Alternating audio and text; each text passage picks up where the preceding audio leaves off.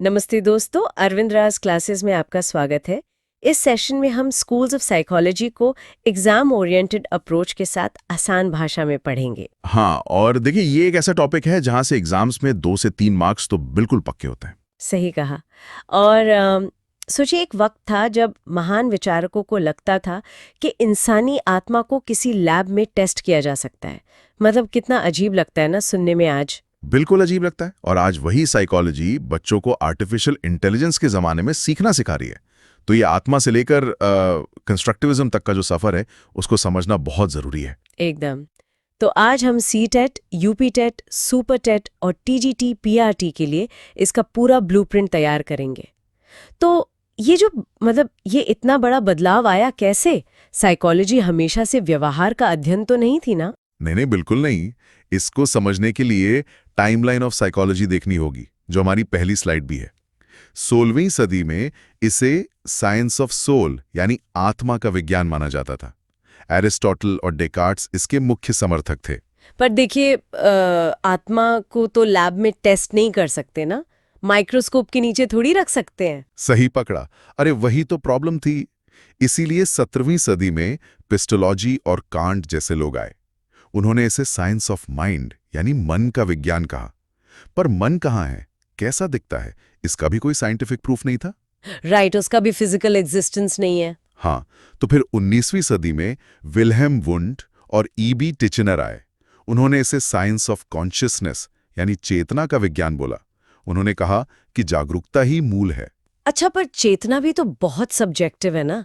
अगर कोई अंदर से दुखी है और बाहर से मुस्कुरा रहा है, तो रिसर्चर को कैसे पता चलेगा? यही सबसे बड़ी कमी थी, और इसीलिए 20वीं सदी में सबसे बड़ा क्रांतिकारी बदलाव आया। जेबी वॉटसन और बीएफ स्किनर ने आकर मन, आत्मा, चेतना सब पूरी तरह से रिजेक्ट कर दिया। Oh wow! हाँ, उन्होंने साइकोलॉजी को सीधा एम्ब्रेस्ड बिहेवियर यानी व्यवहार का विज्ञान बना दिया। मतलब सिर्फ उसको स्टडी करो जिसे माप सको। वाह! मतलब आत्मा खोई, फिर मन खोया, फिर चेतना खोई, और अब बस व्यवहार बचा है। ये तो किसी थ्रिलर फिल्म की तरह है। एकदम सही। और इस टाइमलाइन में कुछ ऐतिहासिक फैक्ट्स हैं जो एग्जाम्स में डायरेक्ट आते हैं। जैसे साइकोलॉजी शब्द का पहला प्रयोग रुडोल्फ गॉकलेनियस ने 1590 में किया था। Wait, really? और पहली लैब कहाँ खुली थी? दुनिया की first world lab Wilhelm Wundt ने 1879 में जर्मनी के लाइप्जिग में खोली थी, और भारत की पहली लैब डॉक्टर एन सेंगुप्ता ने 1916 में कैलकाटा यूनिवर्सिटी में स्थापित की थी। ये तो सीधे मार्क्स दिलवाने वाले फैक्ट्स हैं। अच्छा, अब दूसरी स्लाइड पर आते हैं, रिसर्च मेथड्स पर। जब साइकोलॉजी बिहेवियर पर आ गए, तो रिसर्च कैसे होती है? वही बताने वाला हूँ। जैसे अगर हमें देखना है कि बच्चा कैसे सीखता है, तो क्या 15 साल तक उसका इंतजार करना पड़ेगा? नहीं, इसके लिए डेवलपमेंटल मेथड्स यानी विकासात्मक विधियों का यूज होता है। पहली है क्रॉस सेक्शनल मेथड यानी क्रॉस सेक्शनल विधि। उसमें क्या होता है? इसमें अलग अलग एज ग्रुप्स का एक ही समय पर अध्ययन करते हैं। जैसे 2022 में ही एक साथ 4 साल, 6 साल और 8 साल के अलग अलग बच्चों का टेस्ट ले लिया। इससे एक ही वक्त में डेटा मिल जाता है। पर उसमें तो बच्चों का बैकग्राउंड बिल्कुल अलग होगा ना। एक ही बच्चे का असली विकास कैसे पता चलेगा? बिल्कुल। और उस कमी को पूरा करता है लॉन्गिट्यूडनल मेथड यानी लॉन्गिट्यूडनल विधि। यहाँ एक ही सैंपल को अलग अलग टाइम पर स्टडी करते हैं। जैसे किसी एक बच्चे का एग्जाम्पल ले। हाँ, जैसे मान लीजिए हिमांशी नाम की एक लड़की है।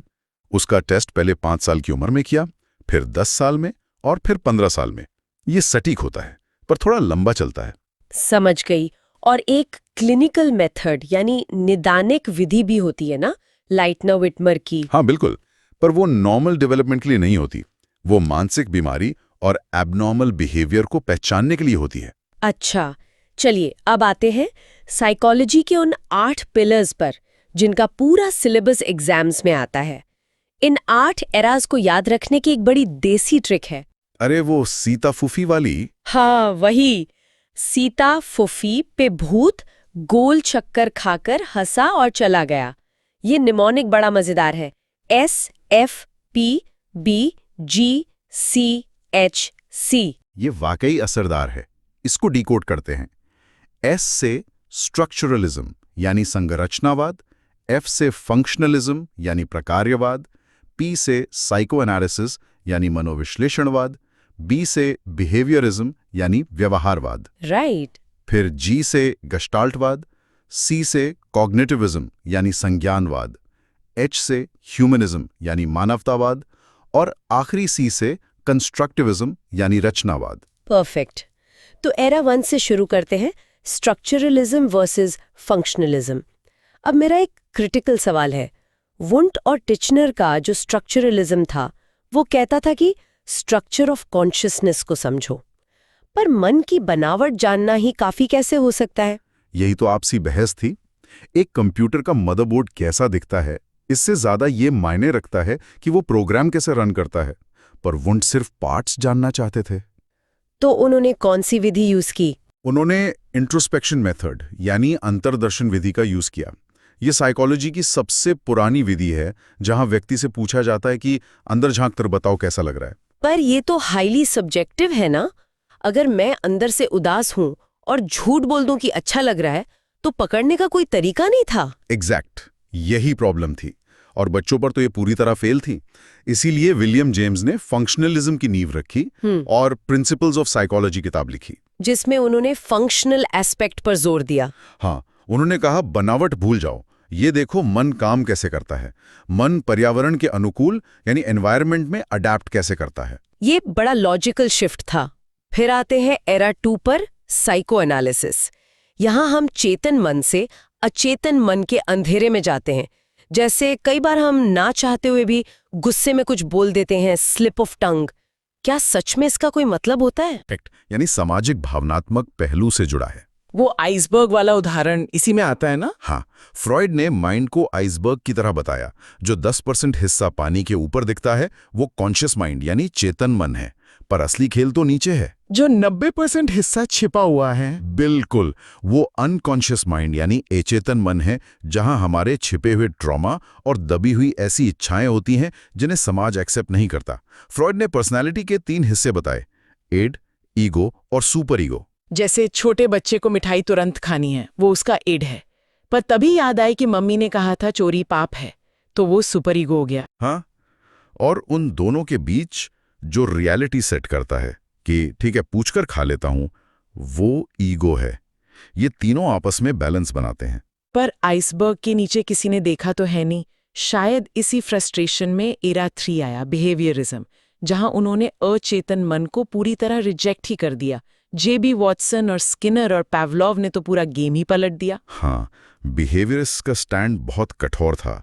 उन्होंने कहा आत्मा और मन भूल जाओ। उनका फोकस सिर्फ ओवर्ट बिहेवियर यानी अवलोकनात्मक व्यवहार पर था। जो देख सको बस उसे मानो। तो क्या बच्चों का दिमाग एक ब्लैक बॉक्स है और हम बस बाहर का व्यवहार देखें? वही तो, उनका मॉडल बड़ा सिंपल था, स्टिमुलस और फिर बीच में ब्लैक बॉक्स, जिसे उन्होंने इग्नोर किया, और फिर रिस्पॉन्स यानी उद्दीपन दीजिए और अनुक्रिया देखिए। उन्होंने पर्यावरण को आनुवंशिकता से ऊपर माना। एक मिनट, यहाँ मुझे थोड़ा पुश बैक देना होगा।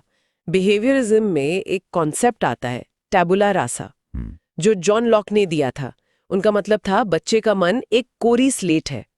और वॉटसन का तो वो दावा भी है कि मुझे दर्जन भर स्वस्थ शिशु दो और मैं उन्हें डॉक्टर, वकील या चोर कुछ भी बना सकता हूं। पर क्या ये प्रैक्टिकल है? क्या जेनेटिक्स का कोई वजूद नहीं? बहुत अच्छा सवाल है, और यही उनकी सबसे बड़ी आलोचना थी। ये दावा एक्सट्रीम पर्यावरणवाद था। वो मानते थे कि सिर्फ कंडीशनिंग से किसी को कुछ भी बनाया जा सकता है। उन्होंने इनर फीलिंग्स और जीन्स को पूरी तरह अनदेखा कर दिया, जो कि वैज्ञानिक रूप से गलत साबित हो चुका है। और इसी मैकेनाइजेशन के खिलाफ बगावत हुई एरा 4 में, जब गेस्टाल्ट और कॉग्निटिविज्म आए। इंसान मशीन तो नहीं है ना। जैसे साइकिल को सिर्फ पहिए और हैंडल के इंडिविजुअल पीसेस में देखूं तो साइकिल चलाना कभी समझ नहीं आएगा। उसे पूरी साइकिल के रूप में देखना पड़ेगा। ये गेस्टाल्ट, ये समग्रवाद का बेहतरीन उदाहरण है। मैक्स वर्थहाइमर और कोहलर ने ये शुरू किया। इनका रूल था कि the whole is greater than the sum of its parts, यानी समग्र अपने अंशों के योग से बड़ा है। और यहीं से वो इनसाइटफुल लर्निंग यानी अंतर्दृष्टि से सीखना आता है ना। बिल्कुल, जहां अचानक से दिमाग की बत्ती जलती है, वो आहा मोमेंट। और इसके साथ ही कॉग्निटिविज्म यानी संज्ञानवाद भी आया, जॉर्ज मिलर और जेरोम ब्रूनर के जरिए। ये कॉग्निटिव डेवलपमेंट यानी संज्ञानात्मक विकास का हिस्सा है, राइट? बिल्कुल। इन्होंने तो मस्तिष्क की तुलना सीधा कंप्यूटर सीपीयू से कर दी थी। हाँ। इनका फोकस इंफॉर्मेशन प्रोसेसिंग और मेमोरी पर था। जैसे कंप्यूटर डेटा लेता है, स्टोर करता है, लॉजिक लगाता है, वैसे ही इंसानी दिमाग एनवायरनमेंट से इंफॉर्मेशन प्रोसेस करता है। उन्होंने वापस दिमाग को सेंटर में लाके रख दिया। लेकिन कहीं ना कहीं बच्चे कंप्यूटर प्रोग्राम्स तो नहीं हैं, उनके अंदर इमोशंस होते हैं, और ये हमें एरा 5 पे ले जाता है, ह्यूमनिज्म और कंस्ट्रक्टिविज्म। सही। ह्यूमनिज्म यानी मानवतावाद, जिसमें कार्ल रॉजर्स और एब्राहम मैस्लो थे, उन्होंने बच्चे को एक स्वतंत्र इंसान माना। इनका फोकस फ्री विल और सेल्फ एक्चुअलाइजेशन यानी आत्मसिद्धि पर था। मतलब अपनी मर्जी से अपनी हाईएस्ट पोटेंशियल तक पहुंचना। एकदम सही।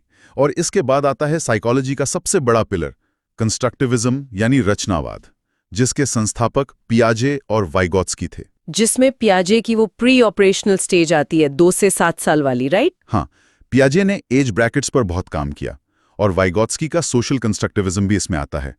इनका मानना था कि बच्चे अपने प्रीवियस नॉलेज यानी पूर्व ज्ञान का यूज करके सक्रिय रूप से ज्ञान का निर्माण करते हैं। ये एनसीएफ की नींव है। खाली बर्तन नहीं है जिनमें टीचर ज्ञान भर देगा। ये सारी थ्योरीज तो क्लियर हो गई, पर जब एक एनसीएफ ट्रेन टीचर ग्राउंड पर जाता है चाइल्ड सेंटर्ड एजुकेशन में, तो क्या वो इन सब का मिक्स यूज करता है? बिल्कुल।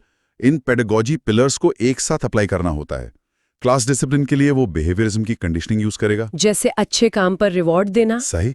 फिर मैथमेटिक्स या साइंस का लॉजिक सिखाने के लिए कॉग्निटिविज्म यूज होगा ताकि मेमोरी बिल्ड हो, और जब रियल लर्निंग हो तो कंस्ट्रक्टिविज्म का सहारा लेगा ताकि बच्चे हैंड्स ऑन एक्टिविटीज से सीखें। और इमोशनल वेलबींग के लिए ह्यूमनिज्म अप्लाई करेगा, जहां उन्हें एक सेफ स्पेस मिले। हाँ, जरा एक रियल क्लास सोचिए, एक यूपी की आंगनवाड़ी जहाँ बच्चे पेड़ की छांव में ग्रुप्स में बैठे हैं। एक बच्ची पत्तों से काउंटिंग सीख रही है, दूसरा मिट्टी से खेल रहा है। शिक्षिका सिर्फ एक फैसिलिटेटर यानी सुविधादाता है। ये रचनावाद का जीता जागता उदाहरण है, जहाँ बच्चे सोशल स्पीच यूज कर रहे हैं। बहुत क्लियर विजुअल है ये। हाँ, पर हमें इनका आलोचनात्मक मूल्यांकन यानी क्रिटिकल इवैल्यूएशन भी करना होगा ना? क्वेश्चंस वहां से आते हैं। हाँ। जैसे इंट्रोस्पेक्शन का नुकसान ये था कि वो बहुत सब्जेक्टिव था और बच्चों पर फेल था।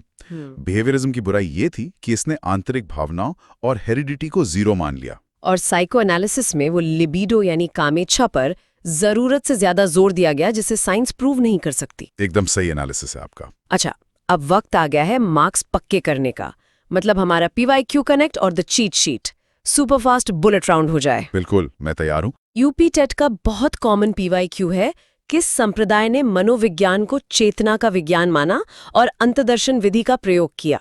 सीधा जवाब है स्ट्रक्चरलिज्म यानी संरचनावाद। CTET और सुपर टेट में बार बार आता है, किस विचारधारा ने मानव मस्तिष्क की तुलना कंप्यूटर से की है? वो है कॉग्निटिविज्म यानी संज्ञानवाद। और प्रयागराज जो टेट का हब है, वहां द 3 फोर्सेस ऑफ साइकोलॉजी बड़ी फेमस है, जिसे BPH कहते हैं। हाँ, बी से बिहेवियरिज्म पहली फोर्स, पी से साइको एनालिसिस दूसरी फोर्स, और H से ह्यूमनिज्म जो तीसरी और सबसे पॉजिटिव फोर्स है। राइट। टबोला रासा मतलब जॉन लॉक, और सबसे पुरानी विधि मतलब इंट्रोस्पेक्शन यानी अंतदर्शन। एक क्विक कॉन्सेप्ट ट्रैकर भी बता देता हूं। माइंड स्ट्रक्चर आए तो स्ट्रक्चरलिज्म, माइंड फंक्शन तो फंक्शनलिज्म, आइसबर्ग आए तो साइको एनालिसिस, एक्सटर्नल एक्शंस आए तो बिहेवियरिज्म, द बिग पिक्चर आए तो गेस्टॉल्ट, माइंड एज मशीन आए तो कॉग्निटिविज्म, फ्री विल आए तो ह्यूमनिज्म, और एक्टिव क्रिएशन ऑफ नॉलेज आए तो कंस्ट्रक्टिविज्म। ये मास्टर चीट शीट है। वाओ! तो दोस्तों, हमने आत्मा को ढूंढने से लेकर बच्चे को ज्ञान निर्माता मानने तक का सफर पूरा कर लिया। पर आते आते मैं आपके लिए एक थॉट छोड़कर जाना चाहती हूँ। देखिए, बिहेवियरिस्ट्स कहते हैं एनवायरनमेंट सब कुछ तय करता है, कंस्ट्रक्टिविस्ट्स कहते हैं बच्चा खुद नॉलेज बनाता है और टीचर फैसिलिटेटर होता है। तो आज के इस डिजिटल युग में, जब आर्टिफिशियल इंटेलिजेंस यानी AI ही बच्चों का एनवायरनमेंट बन गया है और एक स्मार्ट फैसिलिटेटर की तरह मदद भी कर रहा है, तो बच्चे का मानसिक विकास किस दिशा में जाएगा? क्या वो सच में फ्रीली ज्ञान बनाएगा या वो इस AI की नई तरह की कंडीशनिंग का शिकार हो जाएगा? ये वाकई एक बहुत गहरा सवाल है। इस पर हर उस व्यक्ति को विचार करना चाहिए जो भविष्य में शिक्षक बनने वाला है, क्योंकि अगला बड़ा शिफ्ट शायद यहीं से शुरू होगा। इस टॉपिक से इतना ही। धन्यवाद।